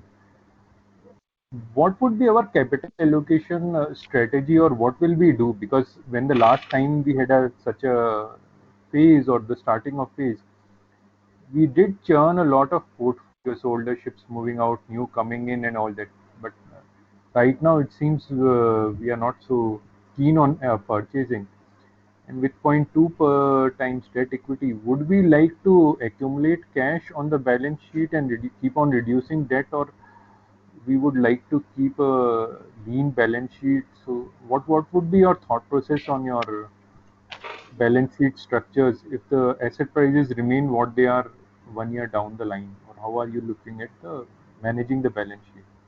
So if asset prices remain where they are, as we've said, we are not buyers, and therefore by default, at the moment, the only thing that would happen is we would, eventually get to a net debt free position. But what that does do is significantly enhance our firepower when the next low points come on the cycle, and they will come. Now, whether they come in 22, 23, 24, that is something that I think we are incapable of predicting. But I think that's all we can do, is to deleverage the balance sheet and create that level of buying power. So the next time around, whenever asset prices come to our comfort zone, we can do much bigger expansion. So my question is, can we have a situation where, if we look at last 20 years balance sheet or even longer, we had been always having some net debt on the balance sheet, okay? But can we move over next 1 or 2 years if this phase continues, that we would like to keep on accumulating cash also on the balance sheet? Means, are we comfortable with that thought? Because this business is a 14% return on capital employed business, means over a longer No, no. period of time. So Everyone doesn't do 14%. Otherwise, you'll have many more rich ship owners. no, so Most on people an do average, sub 6, 5, or I am 6%. saying, So let's say 10 to 12%. So it's a no, 14% Yeah. business when you buy So the at the right question was, price. yeah, it's not. There's no guarantee okay, of it. I stand corrected. So that's why you have Yeah, to but wait my for question that was, chance, right? Yeah. Yeah. So we did a very interesting yeah, so the exercise question is, recently. Yeah. So let me answer that. We did an interesting exercise recently that obviously we recognize that sitting on cash uh, uh, has a sort of downward bearing on the overall balance sheet return. But we also saw that if you sat on cash, which earned you very low levels of interest, currently, as you know, in dollars, it is sub 1%. But so long as we can price right in terms of capital allocation, you make it all up over a long period of time. And consequently, rather than feel the pressure of building too much cash and then misallocating capital, that will do us a lot more harm in the long term. And it just breaks down all levels of discipline.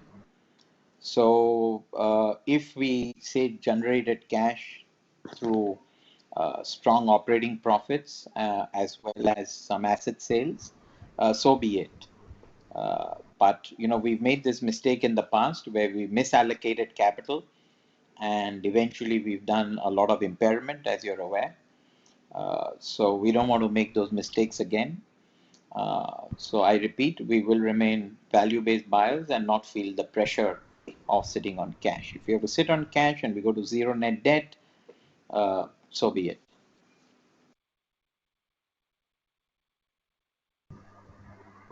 okay. And one last thing on Jacobs, or let's say even in the boats, if we feel that the market may improve from here on, would we be interested in taking smaller contracts, especially on boats where it is more feasible that shorter duration contracts are more easily available?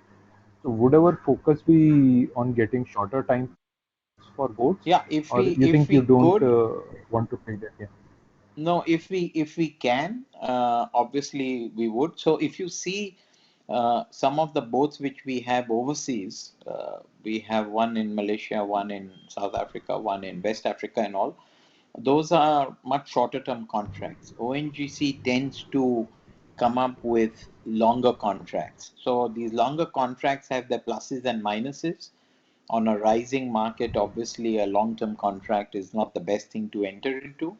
On a short term, when markets are in a secular decline, it is those very contracts that serve you well.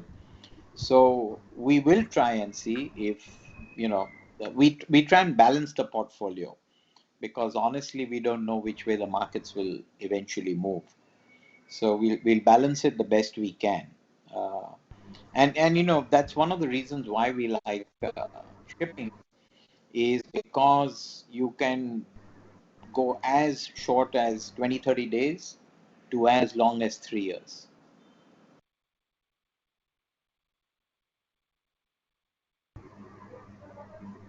So you Okay. have a lot more Okay. optionality in shipping. And is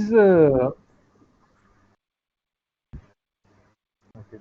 And is ONGC changing any duration of their contracts, or they keep because at the last cycle downturn they also increased the duration to 3 and 5 years generally on checkups. So currently, No, are they jackups, they have continuing with that, reduced it to 3 or years. they are saying that we No, jackups used to be 5 okay. years. Now it's 3 years. And on boats? Sorry? It's about the same. Okay. Himanshu, there's no And major on boats, change what are in they their doing? approach. Yeah, no, there's not real change in ONGC strategy In there. 2017, they actually went to 5-year contracts for boats for, I think, for first time after several years. But now I don't think that is the case. They've gone back to business as usual now. It's 1 to 3 year contracts. Okay. Yeah, that's all. Yeah, okay, that's all from my side. Thank you. Thank you. The next question is from Rajakumar Vedanathan, an individual investor. Please go ahead. Yeah, sir, thanks for the follow-up. I have a few questions. So the first one is on the scrapping part. Just wanted to know, are we looking at scrapping any of our older fleet on the crude side, given the higher steel prices, or do you expect the steel prices to go up further, or are you waiting for that? And No, the second question. sorry, if you want, you can finish both the questions and then I can respond. Yeah, the second question is I wanted to know the health of all the seafarers. How are they doing from a COVID standpoint? I hope all of them are safe and we haven't had any significant issues there. Yeah, I'm glad you're considering all the seafarers. Um, so let me answer the first. I'll answer on the seafarers. I think if you ask me, that is currently our biggest challenge, to keep them as safe as possible. As you know, none of this is in our hands. We have a rigorous process which we are following, um, uh, before seafarers can come on the ships. But as you know, when ships are trading, there are multiple touch points, which is inevitable in our business. And even after testing negative at times, they do test positive, even though they've been on the ship for as long as 6 and 9 months. Uh, on board itself, we've had a few instances where people have tested positive, and we've had to then get them off and run a particular process, which we have done. Obviously, all this comes at a cost, and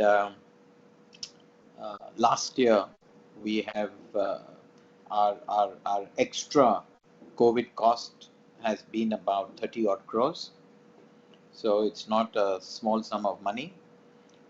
We expect, at least in the current phase of the COVID, for that level of expenditure to continue or maybe even increase, because you've got to divert a ship the moment somebody tests positive or has even symptoms of COVID, and then because you don't want it to spread, obviously.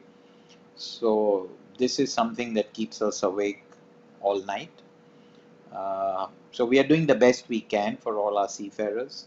And not only on the ship, but remember they all have family, and we are now seeing increasing instances of seafarers telling us that some member or the other of their family has tested positive and is not in very good health.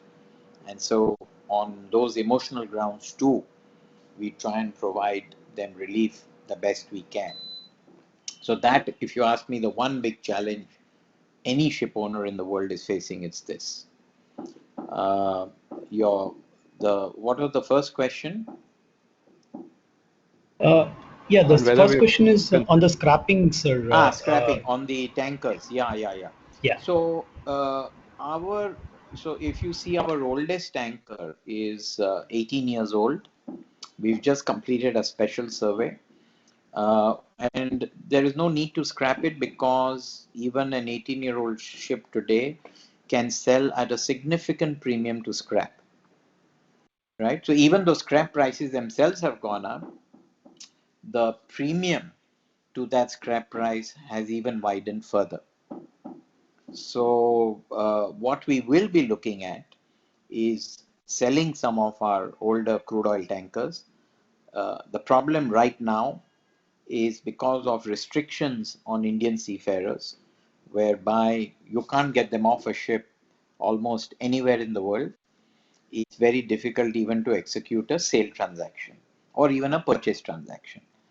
On the purchase side, luckily in the sense that, we are not, it would be a great regret for us if, let's say, asset prices were where we would love to buy and we were unable to execute buying because of the restriction on Indian seafarers globally.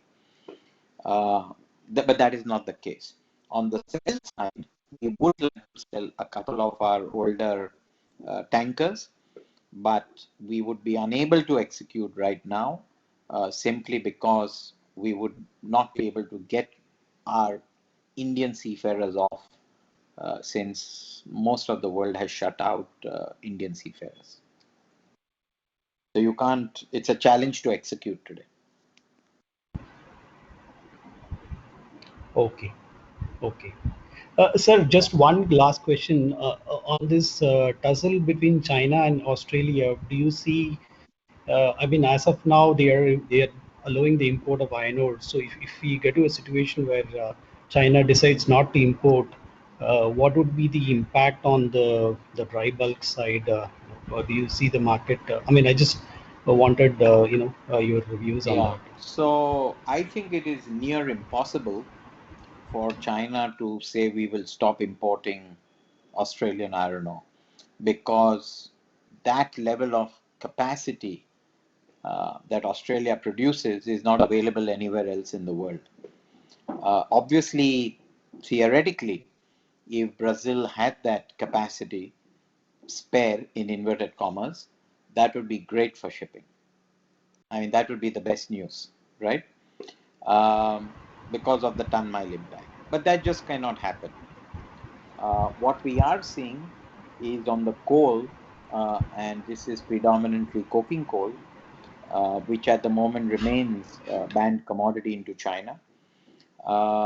China is managing to source some of the coal from Mongolia, which is coming through land, but also from other sources in Russia and from the West, and some of that has helped ton-mile demand.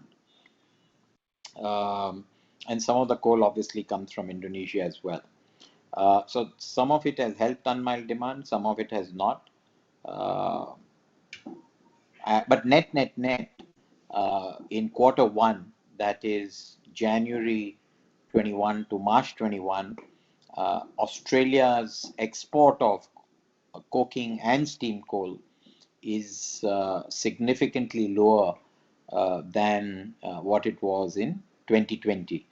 What has kept this market very buoyant at the moment is really the demand for iron ore because of steel and because of China's huge consumption on grains. So that's really what is supporting the market. And of course, as we mentioned in Shiv's presentation, the fact that congestion is at a decade high. So it's a combination of multiple factors. There's no one factor that is determining the market. So this coal exports have come down. Is it because of the stringent the carbon emission norms in Europe that is kicked in? No, the Australia's coal exports are really down. This is what I said was predominantly to China because of the political tension at the moment between Australia and China. Because if you see the data, and again, you got to take some of this data with a pinch of salt. China's coal stocks are running, low.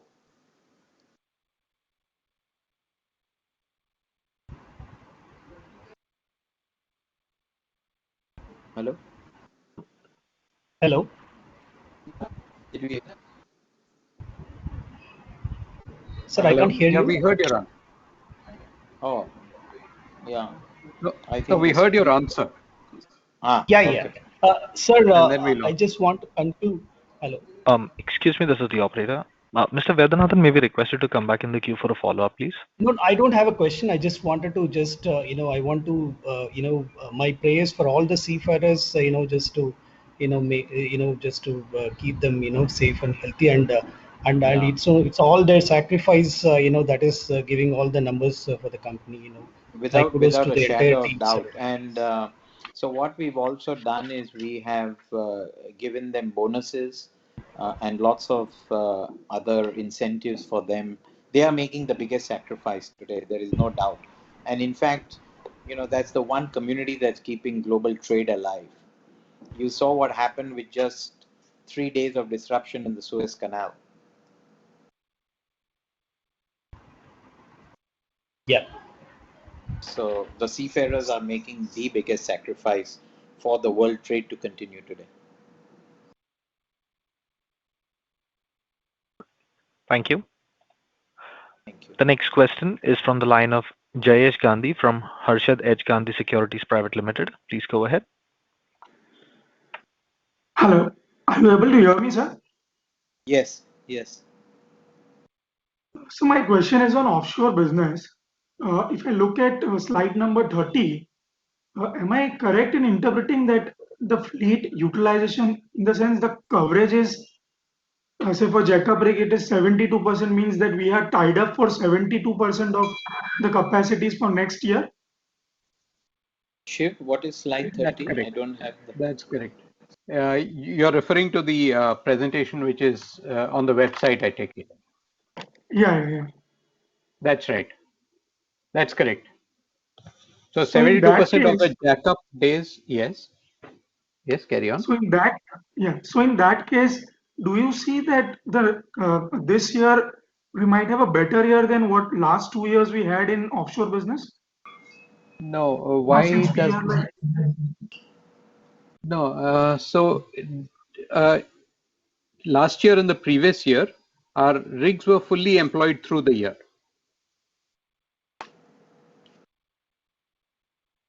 okay, This coverage basically indicates, as it stands today, how many of our operating days that we have of that category of asset are covered. So this, if we end at 72%, it would be a worse outcome than the previous 2 years, because in the previous 2 years our rigs were working through the year. got it. And so the next, second question is, we had some impairment of 46 crores this quarter. That's correct. Yes. Can you just highlight what is that? Yeah, there are two things. One is the normal impairment which happened on some offshore supply vessels because of where the market is and based on the calculations that we do. The second is that we had this, I mentioned great ship Rohini idling currently because she had an accident. She had a major fire, requires to undergo significant repairs if she is to be brought back into fully operational status. Though this is covered by insurance, as per the standard and as per discussions with auditors, they said we should provide for the potential repair cost of it, and therefore that has been provided as well. On account of both these items, which is the impairment of some vessels plus the great ship Rohini, it's not just 46 crores, it's a total of 65 crores, though there is only one 46 crore item appearing as impairment. Under a different head, we have taken a 19 crores as well. That's all from my side, sir. Best of luck for future. Yeah. Thank you. Thank you. The next question is from the line of Sagar Gandhi from Future Generali India Insurance. Please go ahead.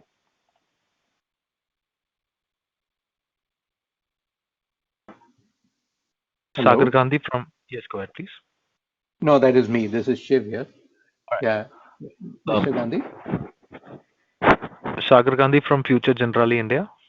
Please unmute your line and go ahead.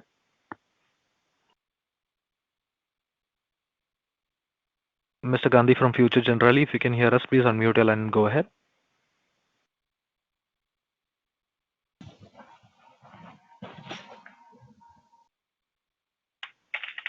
As there's no response, we take the next question from Shafaqat Arif from Shafaqat Arif and Company. Please go ahead. Hello, sir. Yeah, just wanted to check up why we are paying so low dividends in spite of having high EPS and high cash earnings per share. The yield is hardly 2-3% also. So Looking at if an you know average, it's still amongst the highest yield companies. I think, if I'm not mistaken, the average yield across a majority of listed securities is around 1% in India. So a 3% yield is not bad. I understand that, but we have a EPS of 50 rupees and a cash earnings per share of 100 rupees. And rather than putting it in the hands of the at low interest rates in investments, why not give it back to the shareholders? You see, I'll tell you. So if you look at the way we've paid out dividends when we've had lower numbers of profit, our payout ratio has been much higher, and when we've had a higher EPS, our payout ratio has been lower. Right now, I do agree with you that when you're sitting on cash, which is earning you 1%, why not pay it to the shareholder? The thing is, we never take it back from the shareholder when we need to invest in steel, i.e. when we want to go and buy ships.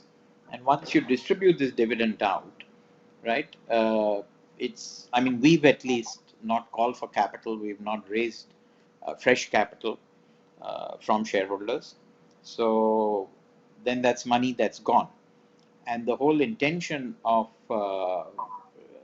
retaining this money is to be able to acquire assets when the time is right. And we have now shown successfully that in the previous 5 years, on 20 of the assets that we've bought, we have produced an dollar return of 15% on unlevered capital. So think of the return on equity on that transaction, right? Or on that series of transactions. So even if we have to sit on cash, I would agree with you if we felt we had to sit on cash for 10 years, for example, because then that cash you do. But what we have seen, the median trough to trough, the median trough to trough in asset classes is about 3 years. And I think I was telling one of the earlier speakers that even if you have to sit on cash for 3 years and you get your price points, you more than make up for the fact that for the 3 years your cash has earned you 1%. Yeah, I understand, sir. Oh, yeah. Thank you. And that's the only reason. So, and I think there was 1 year, just a few years ago, when we actually had a loss, and yet we declared a dividend of 540 a share because we have about 2,000 crores in retained earnings under our dividend account. On a lighter note, sir, it would help. On a lighter note, it would help, sir, if the dividend goes to the promoters also, who can again buy back the shares from the markets, which will increase the price of the shares.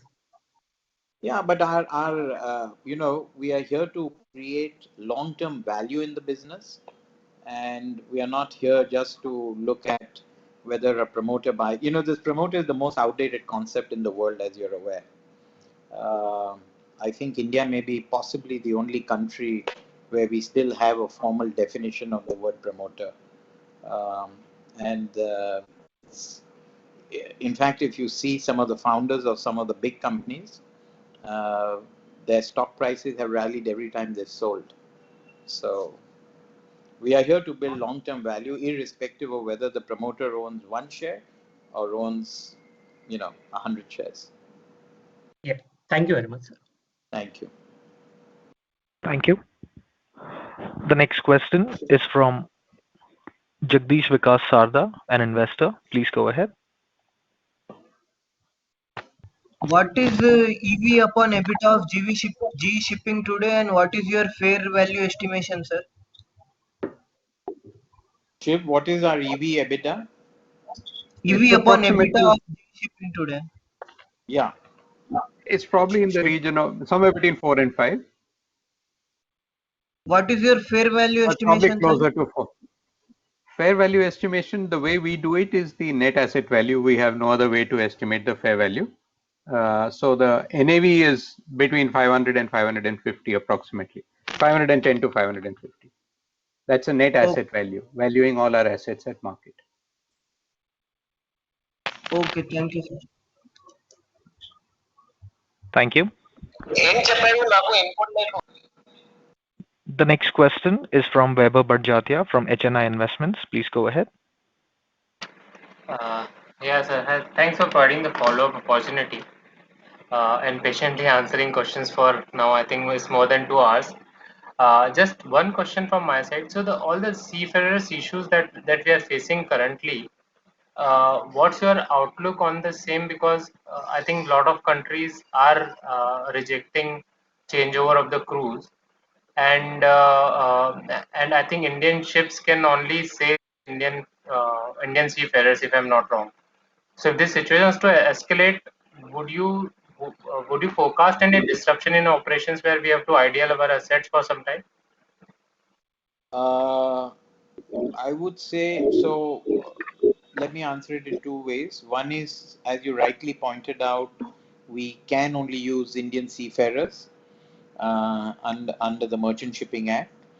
And secondly, can we envisage a case where, because of these problems that we are currently facing, and it has all escalated only in the last few weeks, could some of our vessels idle because of crew changes, etc.? The answer to that is yes, they could. Okay, sir. Yeah, as I said, this is the biggest challenge we are currently facing. Right. Okay, sir. Thank you. That's it from my side. Thank you. Thank you. Thank you. The next question is from Vinay, who is an investor. The question is, there are reports of systematic closures of oil refining capacity over the years, and Europe, US on account of low margins, ESG, etc. How do you see this impacting tanker demand? So tanker demand, long term, obviously we remain very cautious on how this crude oil demand may play out. I think there will be times when the tanker demand goes up significantly, and there will be times not only due to COVID, but because for the reasons that have just been mentioned, alternate sources of energy, and the fact that the whole hydrocarbon space is bit by bit getting challenged. So I think we all need to be much more conservative in the way we look at long-term demand for some of these commodities. But I just want to add that if you see what drives shipping freight rates, it's really not long-term demand. What really drives are events. And it is these events that can lead to very, very large spikes in the business. So whether it was in April, May of last year, or even in the past, on multiple occasions, we have just seen rates can go up, 100, 200, 300% in the matter of weeks and months. So this being an event-linked sort of business in many a times, I think you will continue to see the volatility. And as I've also mentioned, I do genuinely believe that because long-term demand remains challenged, you will see also the average age of scrapping reducing, and therefore eventually in any commodity there is supply demand mismatch for a period of time, and then there is equilibrium that comes through because prices lead to its own equilibrium. So you'll never see in a commoditized business multiple years of a one-way street or a one-way movement. But we have to be very, very cautious, and therefore I repeat that we are wishing to be so very particular at the price points at which we are prepared to buy ships.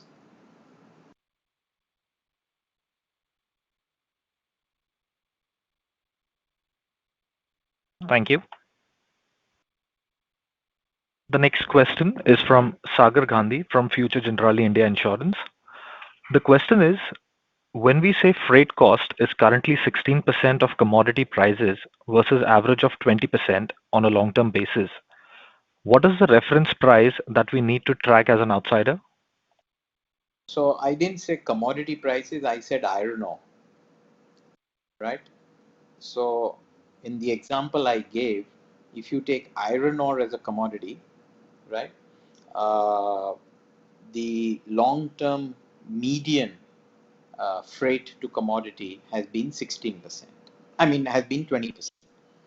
Currently, so we just normally take the long route or the biggest route, which is Brazil, China. And today, let's say iron ore is at $200 and the freight is in the very low 30s. So that is close to 16%. Now, if it were to get to its long-term median of 20%, then either the commodity price may come down and freight may remain where it is, or if the commodity is going to remain at 200, then and if eventually freight is going to revert to a long-term average, then the freight needs to move up. Now, what will happen is impossible to tell. And at the peak of the freight market and at the peak of the last iron ore boom, which was pre-Lehman, on the Brazil-China rate, the $100, which is now $30.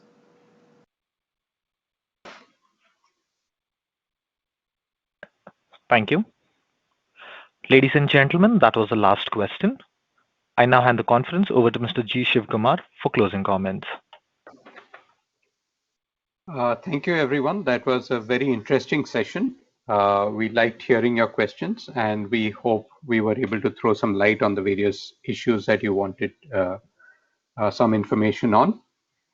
As always, the transcripts will be up in the next week, the transcript of the conference call. We welcome any more questions that you may have. All our contact details are available with you and are on the website. Thank you very much. Stay safe, stay healthy. Thank you very much, sir. Thank you.